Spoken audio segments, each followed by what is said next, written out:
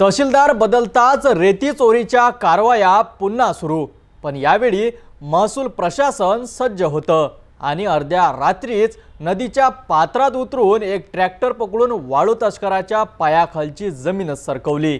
नायब तहसीलदार कैलास जेठे आणि महिला तलाठीच्या धाडसी कारवाईने पुन्हा एकदा दाखवून दिलंय कायदा झोपलेला नसतो।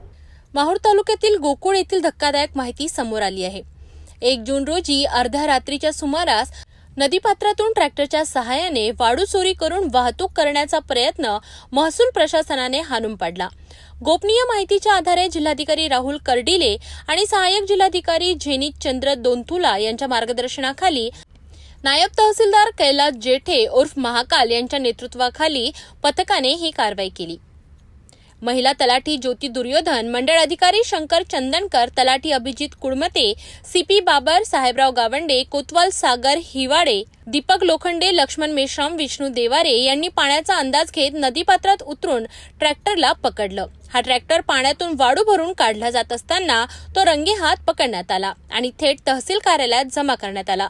नायब तहसीलदार कैलास जेठे यांनी स्पष्ट शब्दात सांगितलं की तालुक्यात कोठेही रेती तस्करी आढळल्यास थेट कारवाई केली जाईल।